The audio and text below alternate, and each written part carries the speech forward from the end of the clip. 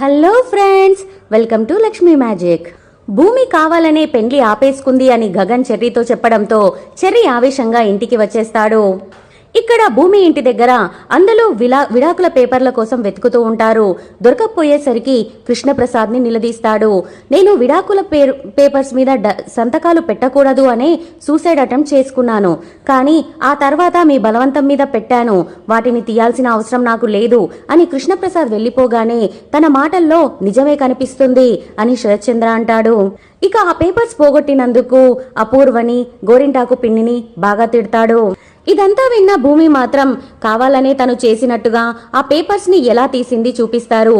భూమి ఆ పేపర్స్ ని గోరింటాకు సూట్ కేసులో పెట్టగానే వెళ్లేసి ఆ పేపర్స్ ని తీసి మళ్ళీ ఎవ్వరికీ దొరకకూడదు అని వాటిని కాల్చేస్తుంది.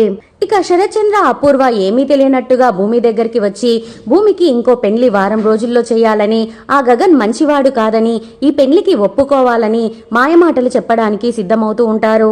భూమి మాత్రం ఏమీ మాట్లాడకుండా అలాగే కూర్చొని ఉంటుంది. ఆ తరువాత చెర్రీ కోపంగా భూమి దగ్గరికి వస్తాడు. ఏంటి భూమి, బాగా సంతోషంగా ఉన్నట్టున్నావు? నువ్వు అనుకున్నట్టుగా పెండ్లి ఆపేసుకున్నందుకు చాలా ఆనందంగా ఉన్నట్టున్నావు కదా. అందరి జీవితాలతో ఇలా ఆటలాడుతావా? నీలాంటి ఆడదాన్ని అస్సలు క్షమించకూడదు అని చెర్రీ అంటూ ఉంటే, అది కాదు చెర్రీ, నేను చెప్పేది కాస్త విను. అసలు ఏమనుకుంటున్నావు? నా మాట కాస్త విను అని భూమి బతిమలాడుతూ ఉంటుంది. ఆపు, ఇంకా నీ గురించి తెలియని వాళ్లకు నువ్వు చెప్పు. ఆల్రెడీ అన్నయ్య చెప్పాడు నువ్వే కావాలని ఈ పెండ్లిని ఆపేశావని.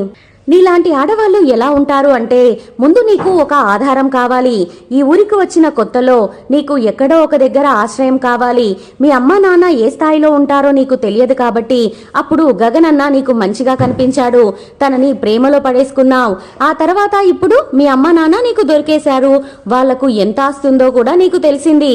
అలాంటిది ఇప్పుడు నువ్వు ఆ గగన్ అన్నని మోసం చేసేసి పెళ్లి చేసుకోకూడదు అని నిర్ణయించుకున్నావు, అంతే కదా. భూమి ఏం చెప్పాలని ట్రై చేస్తున్నా చెప్పే ఛాన్స్ని చెర్రీ ఇవ్వడు. అసలు నీలాంటి ఆడవాళ్ళని క్షమించనే కూడదు.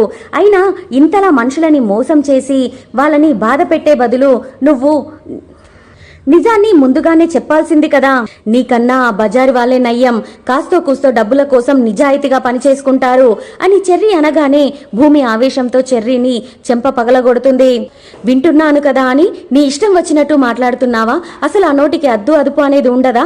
నీకు నేను ఎలా కనబడుతున్నాను? అసలు ఇదంతా చేసింది ఎందుకో నీకు తెలుసా అని భూమి అంటూ ఉంటే, ఎందుకు తెలియదు? నీ స్వార్థం కోసమే నువ్వు చేశావు, అంతా కళ్ళకు కట్టినట్టు కనబడుతుంది కదా. నీ మీద ప్రేమతో నువ్వు చెడ్డదా కాకూడదు అని అన్న నింద తన మీద వేసుకున్నాడు, అది నీకు అర్థం కావడం లేదా అని చెర్రీ అంటాడు. ఆవేశాన్ని తగ్గించుకో చెర్రీ, ముందు నేను చెప్పే మాట విను.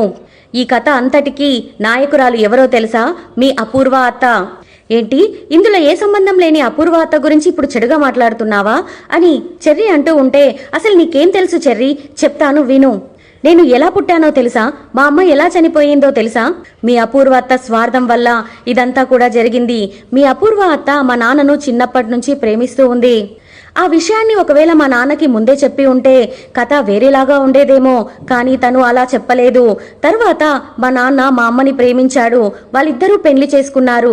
దాన్ని తట్టుకోలేని అపూర్వ మాయమాటలు చెప్పి మా నాన్న దగ్గరే ఉండిపోయింది. మా నాన్న మా అమ్మ మీద చూపిస్తున్న ప్రేమను చూసి తట్టుకోలేక కుళ్ళుకుంటూ సమయం కోసం ఎదురు చూస్తూ ఉంది. అలా సమయం దొరకగానే తను మా అమ్మని చంపేసింది అని భూమి బాధతో చెప్తూ ఉంటే, అసలు అప్పుడు నువ్వు పుట్టనే లేదు, అప్పుడు పుట్టిన నీకు ఈ విషయాలన్నీ ఎలా తెలుస్తాయి అని చెర్రీ డౌట్గా అడుగుతాడు. ఇదంతా చేసిన వ్యక్తే నాకు సాక్ష్యంగా చెప్పాడు, కానీ అతను ఇప్పుడు బతికిలేడు. ఆ నిజాన్ని కూడా మీ అపూర్వ అత్త నిజం తెలియకుండా దాచిపెట్టేసింది అని చెప్పేసి భూమి కాలితో మాట్లాడిన విషయం, అతనికి యాక్సిడెంట్ అయినప్పుడు హాస్పిటల్లో జాయిన్ చేసిన విషయం, అప్పుడు నువ్వు శోభాచంద్ర కూతురివి అని అతను చెప్తూ ఉంటే అపూర్వ విన్న విషయం అన్నీ కూడా చెప్పేస్తాడు. అదంతా విన్న చెర్రీ చాలా షాక్ అయిపోతాడు. మరి ఇదంతా కూడా నువ్వు శరత్చంద్ర మామయ్యకు చెప్పేయొచ్చు కదా అని చెర్రీ అడుగుతూ ఉంటే, ఏంటి నాన్నకి చెప్పాలా? నాన్న చెప్పినంత మాత్రాన ఈ విషయాన్ని నమ్ముతాడా? నేను ఎన్నోసార్లు ఈ విషయాన్ని నాన్న దృష్టికి తీసుకురావాలని చూశాను, కానీ అపూర్వ పిన్ని మాయలో ఉన్న నాన్న ఇదంతా కూడా నమ్ముతున్నాడా? అసలు నమ్మడు చెర్రీ. ఇప్పటికే ఆ అపూర్వ పిన్ని నన్ను ఎన్నోసార్లు చంపించాలని ట్రై చేసింది. అంటే ఏంటి, అపూర్వ అత్త నిన్ను చంపాలని ప్రయత్నించిందా అని చెర్రీ షాక్గా అడుగుతాడు. అవును, ఒక్కసారి కాదు, చాలాసార్లు నన్ను అడ్డు తొలగించుకోవాలని తను చూసింది. అలాంటిది ఇప్పుడు నేను నిజం చెప్తే నన్ను నాన్నను వదిలిపెడుతుందనుకుంటున్నావా? మరి ఇప్పుడు ఏం చేద్దామనుకుంటున్నావు భూమి? అసలు ఎందుకు ఈ పెళ్లిని ఆపుకోవడం? ఈ పెళ్లి చేసుకొని కూడా నువ్వు ఇదంతా చేసుండొచ్చు కదా అని చెర్రీ అడిగేసరికి, ఒకవేళ నేను పెళ్లి చేసుకున్నాను అంటే మా నాన్నకి నేనంటే అస్సలు ఇష్టం అతన్ని పెళ్లి చేసుకోవడం ఇష్టం లేదు కాబట్టి నన్ను దూరం పెట్టేస్తాడు. అసలు ఈ పెళ్లికి పెట్టిన కండిషన్ ఏంటో తెలుసా? శారదా అత్తయ్యకి కృష్ణప్రసాద్ మామయ్య విడాకులివ్వాలి అని, వాళ్ళిద్దరూ ఎలాగైనా కలవాలి అని నేను ఎంతగానో ఎదురు చూస్తూ ఉంటే వాళ్లకు విడాకులు నేనే ఎలా ఇప్పిస్తాను? దానికి మూలం నా పెళ్లే అవుతుంది అంటే దానికి నేను ఎలా ఒప్పుకుంటాను చెర్రీ? అందుకే అందరి ముందు కావాలని గగన్ బావను రెచ్చగొట్టి ఈ పెళ్లి ఆపుకునేలా చేశాను. ఎలాగైనా సరే శారదా అత్తయ్యను కృష్ణప్రసాద్ మామయ్యను కలిపే తీరాలి అని భూమి అంటూ ఉంటే, ఇది జరిగే పనేనా భూమి? నువ్వు ఎక్కువగా ఆశపడుతున్నట్టు అనిపించడం లేదా? అసలు కృష్ణప్రసాద్ నాన్న అంటే గగన్ అన్నయ్యకి అస్సలు ఇష్టం లేదు. అలాంటిది ఇప్పుడు నువ్వు చెప్పగానే వాళ్ళిద్దరూ కలుస్తారు అంటే నీకు సపోర్ట్ చేస్తాడా అని చెర్రీ అడిగేసరికి, అందుకే కదా ఈ విషయం బావకి ఎట్టి పరిస్థితిలోనూ తెలియకూడదు. మనమే ఎలాగైనా సరే వాళ్ళిద్దరినీ కలపాలి. మా నాన్నకి కూడా నిజం తెలిసేలా చేయాలి. అపూర్వ నిజస్వరూపాన్ని నాన్నకు చూపించాము అంటే అన్ని ప్రాబ్లమ్స్ తీరిపోతాయి. అప్పుడు నాన్న మనస్ఫూర్తిగా గగన్ బావని నాకిచ్చి పెళ్లి చేయడానికి ఒప్పుకుంటాడు. శారదా అత్తయ్య కృష్ణప్రసాద్ మామయ్య కూడా కలిసిపోతారు. అంతవరకు నేను ఇలాగే ఉంటాను, ఇక చేసేది ఏమీ లేదు అని భూమి కుమిలి ఏడుస్తూ ఉంటే చెర్రీ కూడా బాధపడుతూ ఉంటాడు.